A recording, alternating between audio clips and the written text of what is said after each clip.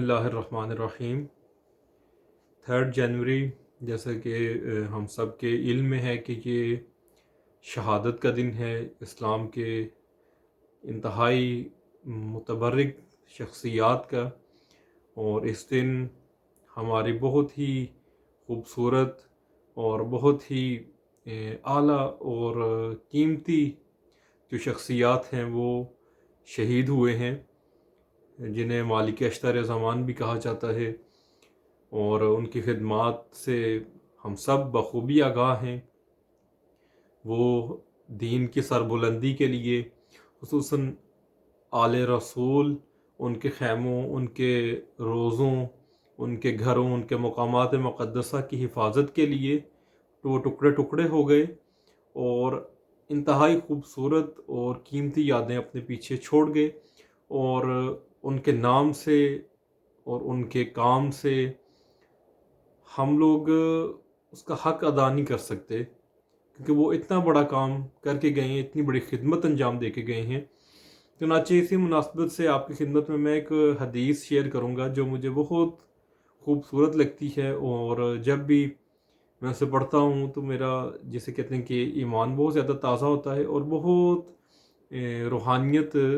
ملتی ہے اس حدیث سے۔ یہ روایت ہے جو حضرت امام علی بن موسیٰ رضا علیہ السلام سے ہے، اور اسے ہمارے مشہور جو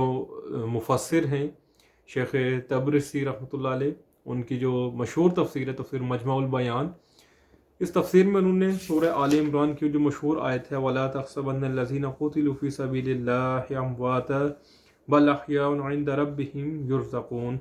آیت نمبر 169 اور 170، جس میں اللہ تعالیٰ فرماتا ہے کہ راہ خدا میں قتل ہونے والوں کے بارے میں ہرگز یہ گمان نہ کرو کہ وہ مردہ ہیں، بلکہ وہ زندہ ہیں اور اپنے رب کے ہاں سے روزی پاتے ہیں، اور وہ خدا کی عطا کردہ فراوان نعمتوں پر خوش ہیں، اور وہ مجاہد کو جو ان سے پیچھے رہ گئے ہیں اور ان سے ابھی آ کر نہیں ملے، ان کے بارے میں بھی خوش ہیں، کیونکہ وہ جہاں میں ان کے عظیم مراتب کو دیکھتے ہیں اور جانتے ہیں کہ نہ ان کے لیے کوئی خوف ہے اور نہ کوئی ملال ہے۔ یہ جو آیت ہے 169 اور 170، اس کی تفسیر میں وہ روایت نقل کرتے ہیں، چونکہ روایت کافی طویل ہے، ہم اس کا ایک سلیکٹڈ سا پورشن آپ کی خدمت میں پڑھیں گے۔ یہ حضرت امام علی رضا علیہ السلام سے، اور وہ حضرت امام علی علیہ السلام سے نقل کرتے ہیں، اور امام علی علیہ السلام رسول اللہ سے نقل کرتے ہیں کہ ایک مرتبہ اسی طرح رسول اللہ جنگ کے اندر جہاد کا شوق لوگوں کو دلا رہے تھے، تو اسی دوران امام علیہ السلام فرماتے ہیں ایک جوان کھڑا ہو گیا، اس نے عرض کیا اے امیر المومنین، یہ امام علی سے مروی، تو امام علی اپنا تھوڑا سا بیک گراؤنڈ بتا رہے ہیں کہ امام علی سے اس نے سوال کیا کہ مجھے راہ خدا میں جنگ کرنے والوں کی فضیلت بیان فرمائے۔ اب امام نے اس میں بیان فرمایا کہ امام نے اپنا واقعہ بیان فرمایا کہ وہ رسول اللہ کے دور میں کسی جنگ میں تھے، اور اس جنگ میں بھی رسول اللہ سے امام نے یہی سوال کیا،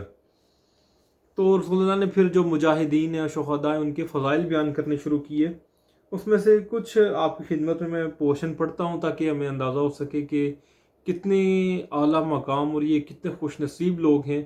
جس طرح کہ شہید مالک اشتر کے متعلق، مالک اشتر زمان کے متعلق ہمیں ملتا ہے کہ وہ خود کہتے تھے کہ میں نے کتنے بیابان، کتنے جنگل اور کتنے سفر طے کیے شہادت کو پانے کے لیے، اور دیکھیں کتنے خوش نصیب ہیں وہ کہ کربلا والوں کی طرح ٹکڑے ٹکڑے ہو کر وہ شہید، ان نے جو اپنی منزل تھی آخر ان نے اس کو پا لیا۔ رسول اللہ فرماتے ہیں کہ اور جب وہ دشمن کے آمنے سامنے ہوتے ہیں تو پورے عالم کے لوگ ان کے میزان ثواب کا اندازہ نہیں کر سکتے، کیونکہ وہ میدان عمل میں کھڑے ہوئے ہیں، میدان عمل میں۔ اور جب وہ میدان جنگ میں قدم رکھتے ہیں، نیزہ و تیر کا تبادلہ ہونے لگتا ہے، پھر دست بدست لڑائی شروع ہو جاتی ہے، تو فرشتے اپنے پر و بال سے انہیں گھیر لیتے ہیں، اور خدا سے میدان میں ان کی ثابت قدمی کے لیے دعا کرتے ہیں۔ اس وقت ایک منادی آواز دیتا ہے الجنت تحت ظلال السیوف، یعنی جنت تلواروں کے سائے میں ہے۔ اس وقت یہ بہت خوبصورت پورشن ہے، یہ میں نے شہید باقر الصدر کی حیات میں بھی اس کو پڑھا، کیونکہ ان پر بھی بہت شدید ظلم و ستم ان پر کیے گئے، جس سے روح کانپ اٹھتی ہے۔ تو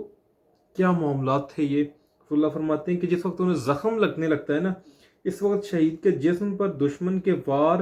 زیادہ آسان اور گرمیوں میں ٹھنڈا پانی پینے سے زیادہ خوشگوار ہوتے ہیں، ان کے وہ جو زخم اسے لگ رہے ہوتے ہیں وہ پھر اس کی تکلیف نہیں ہوتی، یہ ایک روحانی رسول اللہ بات بیان فرما رہے ہیں، کیونکہ انسان یہ دیکھ رہا ہوتا ہے کہ وہ کس راہ میں ہے، کس مقصد میں ہے۔ جس طرح ہمارے ساتھ ہوتا ہے کہ ہم جب اللہ کی راہ میں نکلتے ہیں، ہمیں جو درد ہوتی ہے وہ ہمیں میٹھی محسوس ہوتی ہے،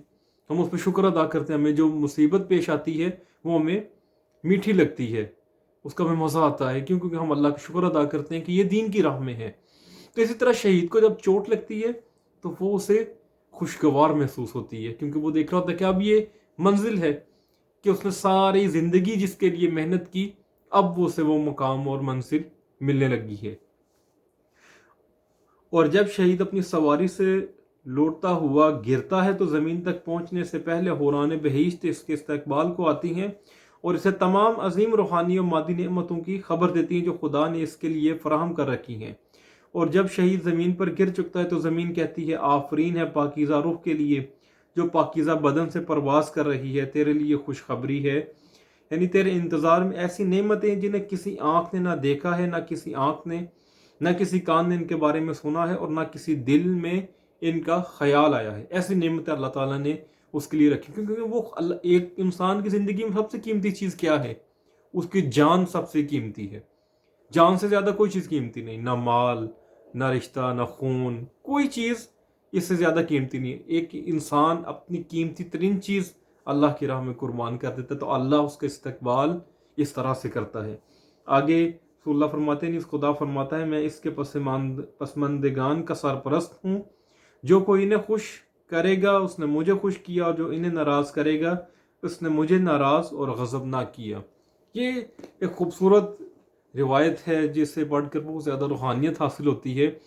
اور یہ وہ فلسفہ ہے جو ایک انسان کو اس بات پر آمادہ کرتا ہے کہ وہ جب اللہ کی راہ میں نکلے، اس کو جو مصیبتیں، درد، تکلیف، پریشانیاں، پروپیگنڈا، حسد اور مصائب کا سامنا کرنا پڑے تو وہ اس کے لیے سب خوشگوار ہو جاتے ہیں۔ یہ ایک جواب بھی ہے جو اکثر لوگ پوچھتے ہیں کہ یہ لوگ کس طرح سے سب مصیبتوں کا مقابلہ کرتے ہیں، سب وار انہیں برداشت کرتے ہیں۔ یہ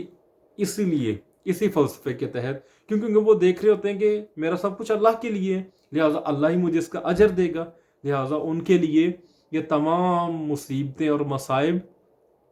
خوشگوار، سخت گرمی میں ٹھنڈے پانی کی طرح ہو جاتے ہیں، اور وہ اسے برداشت کرتے کرتے آخر اپنی منزل مقصود یعنی شہادت تک پہنچ جاتے ہیں، اور اللہ کی بارگاہ میں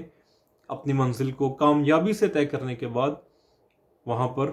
پہنچ جاتے ہیں۔ یہ ایک بڑی سعادت ہے، بڑی خوش نصیبی ہے ان لوگوں کی جنہوں نے اپنی منزلوں کو پا لیا، اور ہماری دعا ہے کہ اللہ تعالیٰ ان شہداء کے درجات کو بلند سے بلندتر فرمائے، اور ہمیں یہ توفیق عطا فرمائے کہ ہم بھی دین کی راہ میں جو مصائب اور پریشانیاں ہیں ان کو اسی طرح خوبصورتی کے ساتھ ان کو برداشت کریں، اور جو زخم آئے اس کو خوشگوار ہی سمجھیں جو خدا کی راہ میں آئے۔ اور اللہ تعالی ہمیں ان شہداء کے جو خدمات ہیں گو کہ ہم ان کا حق ادا نہیں کر سکتے، کیونکہ جو آل رسول کے گھروں کے لیے قربان ہو گئے، ان کی حفاظت کے لیے کتنے خوش نصیب ہوں گے وہ، تاکہ زیارات ہوتی رہیں، تاکہ ان کے آل رسول کے جو مکانات ہیں وہ جس طرح 14 سال قبل تاراج ہوئے آج نہ وہ ہو سکیں۔ تو یہ اس سے زیادہ خوش نصیب شہادت کوئی نہیں ہو سکتی جو ان عظیم شخصیات کو آج کے دن ملی ہے۔ ہمارا سلام ہو ان پر، ہمارا سلام ہو آل رسول پر، ہمارا سلام ہو ان شہداء کے جو رہبر ہیں ان پر، اور ہمارا سلام ہو ان شہداء پر، ان کی پاک ارواح پر، اور اس دعا کے ساتھ کہ اللہ تعالیٰ ان کے درجات کو بلند فرمائے اور ہمیں ان کے مشن کو پائے تکمیل تک پہنچانے کی توفیق عطا فرمائے، اور ان کی خدمات کو عام کرنے کی توفیق عطا فرمائے، تاکہ دشمن کا پروپیگنڈا کامیاب نہ ہو سکے، اور ان عظیم روحوں، ان عظیم شخصیات کی جو خدمات ہیں وہ کسی بھی پروپیگنڈے کا شکار نہ ہو سکیں اور وہ دب نہ جائیں۔ صدق اللہ العلی العظیم۔